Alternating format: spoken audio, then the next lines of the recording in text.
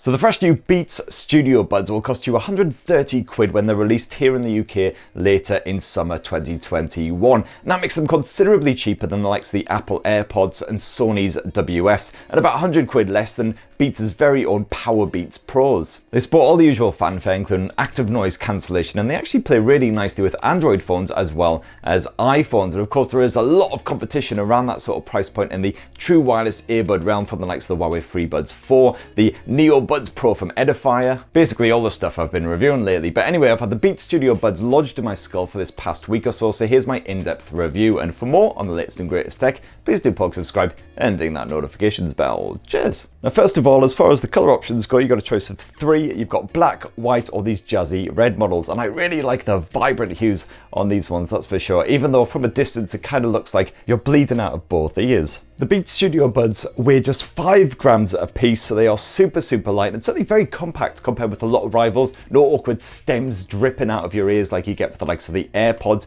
And I found they were very comfortable to wear all day long, helped along by the fact you've got those silicone tips. They lodge in your lug holes nice and secure with the poke and twist method of insertion, and certainly it doesn't matter how frenetically you move. I had absolutely no problems with them sort of coming dislodged or feeling like they're about to go flying out of my head. And just to prove the point, moshi moshi.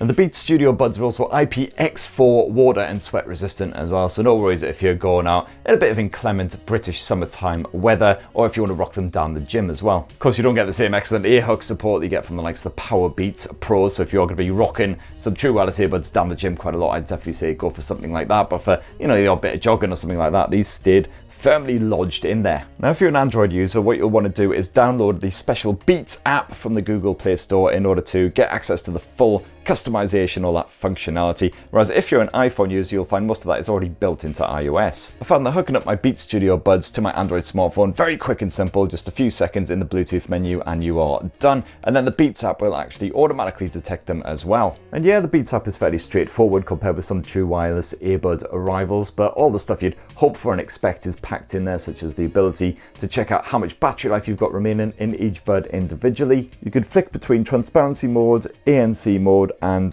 turn both of those off. You could also rename your Beats Buds, and you've also got some customization over the touch controls. To get the touch controls to work, you just have to poke the top ends of the buds. You do actually get a little clicking sensation when you tap correctly, so that's good feedback to know that you've actually done it right. And the tapping works the same on each bud. A single tap will play or pause your music, a double tap will skip you forward a track, and a triple tap will skip you back a track. And yes, I do very much wish that you could do a double tap of the right one to skip forward a track and a double tap of the left one to skip back a track instead. That would work better for me, but the buds do work independently as well. You can take one bud out and just have one in any given moment, so in that case I guess it makes more sense to have the double and triple tap options. You can't customize any of those simple tap controls unfortunately, but you can say what happens when you long press either the left or the right bud, although it is basically just a choice between noise control and voice assistant. So you can just press and hold either bud to toggle between the ANC mode and the transparency mode. That works an absolute charm. It means most of the time you don't even need to bother diving into the app. And it is kind of a shame that there's no way of changing the volume, unfortunately, directly through the buds. You will have to do that via your phone instead, or via your smartphone assistant, which of course you can conjure up with a long press as well, if you like. And also the Beats Studio Buds can't actually detect whether they're in your ear or not. So that means when you do pluck one of the buds out to have a chat with someone or what have you, the audio will continue in the other bud. So you will have to give it a little tap to pause it as well. Not a biggie at all, just slightly irksome. Now, I've got to say that ANC, the active noise cancellation, does work really well here on the Beats Studio Buds. It's not up to the top tier god level stuff like the Sony WFs, for instance, but when you're out and about in a high street or you're on your commute, it definitely helps to cut down the rumble of passing traffic or the actual trains, things like that. The only problem I had was that when I was walking down a street and it was just ever so slightly blustery, you do definitely get that wind noise feedback when you've got the noise cancellation on, which is pretty irritating. That's something you don't get from some rivals like the Edifier Neobuds Pro, which are actually cheaper than the Beats Studio Buds. And the transparency mode definitely gets a thumbs up though. That works absolutely fine. So just knock that on if you are trying to listen to an announcement or have a quick chat with someone. You'll be able to hear exactly what's going on. Then just knock it off again when you want to sink back into your glorious little peace bubble. But of course this review would just be a whole bunch of pointless jibber jabber if the audio quality sucked. But thankfully the Beats Studio Buds do sound rather nice. Beats has come on leaps and bounds from the bass-fueled nightmares of yesteryear. With the Studio Buds, the full range is nicely complemented, although if anything, actually, they've gone the other way and the bass isn't quite as punchy as what you'll get on some rival true wireless earbuds. So some really heavy rock and heavy dance music kind of lacks that punch that you will get from some of the competition. But of course, this side of things is entirely subjective, and I did enjoy the audio that was being pumped into my ears. Unfortunately, if you're the kind of person who does like to tweak the audio to suit your own particular listening preferences or anything like that, you can't do that here in the Beats Studio Buds. That Beats app does not offer up any kind of equalizer tools that you can tinker around with the sound, no other presets. You've basically got the default sound and that's it. And as this is an Apple product, of course, there's no support for LDAC, there's no Qualcomm aptX action either, although thankfully I didn't find there were any syncing issues whatsoever when I was watching video with the Beats Studio Buds streaming the audio. And the Beats Studio Buds do support Apple's new spatial audio feature as well if you happen to use a good bit of Apple Music. And if you like to make the occasional phone call